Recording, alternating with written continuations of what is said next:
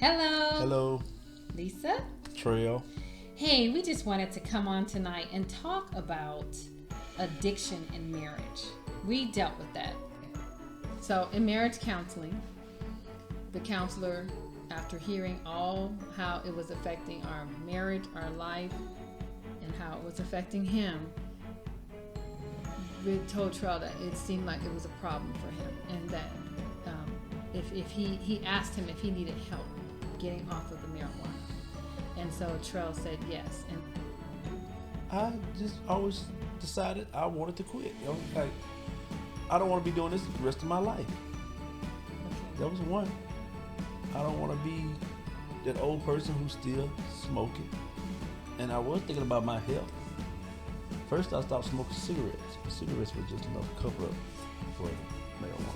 you could give anyone advice that may be struggling with drug addiction and want to, get Yeah. off the drugs, what would it be? One of them is stop hanging around the people that's enticing you to do it. That's feeding you with it, pretty much.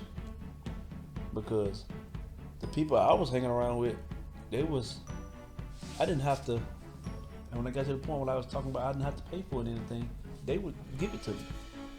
When you told them you wanted to Yeah, stop. when I was quitting. It was just like, still Free and wine. giving it to you. And you were telling me, where you get that from? I'm like, somebody gave it to me. Ain't nobody gave you that. Yeah, they give it to you. That's how it works. Would you recommend rehab? Yeah. If you want to quit. If you really, because you can't do it on your own. You're not gonna be able to do it on your own. Some people probably, have done it on their own, but they didn't go about the right way of doing it, trying to go cold turkey and stuff like that. Or one thing about you really have to have a reason to quit. And I always didn't want to be the one that have to. I wanted to make my own choice. I don't want nobody to make a choice for me, like being arrested or having to go to rehab on my own. I mean, because force. because the court sentenced me to go. Right. Because a lot of people was in there because the court sent them. Okay. And those are the people who had the hardest time. Because they still getting hadn't off made on- a decision. They hadn't made a decision. That I want to be off Right. this. They were being forced. Right. So, That's the key. okay, making a decision Yeah. that you want to be off of it. Yeah, that's the key. If you're doing it because of somebody else is telling you to do it, to go to rehab, if you're doing it because the courtroom, or you want to do it because you want to get your wife off your bed, it's not gonna work. It's not gonna work. Yeah, that's true. You're wasting agree with time and money. That's with a lot of things. That's a lot of things. You have to make a decision. Like this is what I want, and then people can help you along with that. But if you haven't made a decision, then you're going to do things that are going to be self-defeating, or you're not going to really put That's that like I effort said. That's into with anything. That's even with marriage. to so many people who've had struggles in their marriage, and when you talk to them, they don't even have faith that it could work, or they won't even put effort into it. Like, when you try to talk to them about, well, why don't you do this, or or go to counseling, or try to go to counseling. I don't want to do that. I don't want to do this. I don't want to do that. And it's like, they're saying, oh, I don't want to work at this. That's the same thing as making a choice. Yeah, it's making a choice. My It's marriage all- is not going to fail. Right. Our marriage is I'm gonna do going whatever to it succeed. takes. And I'm going to do whatever it takes. Takes. Yes. Even if it takes me humbling myself. And that's a huge thing. It took humbling for Troy to go to rehab. That took humbling on his part because he didn't know what to expect. And the first thing I thought about rehab is what people gonna say about me now. Because I'm going to rehab. I mean, that was the first thought that ever come to my mind, but I cast it out. I was like, it came in my head and I slipped it onto the back real quick because I seen their pride. That was pride. I'm like, I don't care.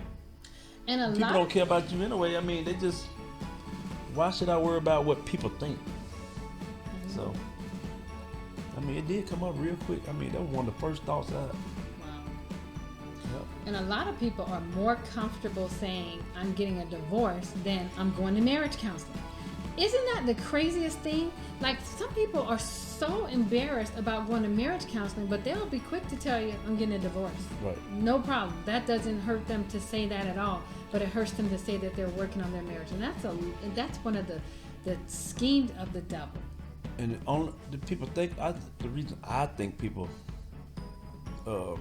quick to embrace adoption, I say adoption.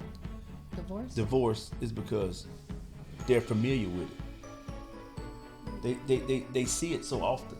Yes. So it's nothing new because everybody's doing it. Everybody has done it. And the difference is between when I said I'm always gonna go to rehab and what people I said what people gonna think about me is because I had a reflection on people I knew who has been to rehab and they still need to be in rehab because they hadn't made a decision. Okay. Or yeah. And so it was the stigma right behind it, going to rehab, and really not hearing about. Most people haven't heard about or know anybody that's went to rehab. That's and succeeded. Succeeded, or is that case? Like sometimes you see people that, I could tell they've been in rehab before. Mm-hmm. But somebody who looks normal. Because Tro, because no I know one a lot would of be people, able to tell Tro was because I know a lot of people who went to more than one rehab. It went to like multiple ones. You see what I'm saying? And it's like they haven't made that decision to quit. Right. So you can go to expensive ones. You can go to Hawaii, whatever. All the the popular ones or expensive ones. It doesn't matter. If you don't make a decision. Right. You're just wasting your time. If you're not vested in succeeding, you're wasting your time because that is the key to everything. From the wife perspective, it's really a place of support. Not a place, I'm telling you, not one nag helped him. Not one nag, not one putting him down, not one shaming him helped him in his journey. Would you agree? Oh, yeah. That drove him more into the addiction, if there could be more. I'd be like, I'm out of here. Yeah, and he would go with his friends and get high.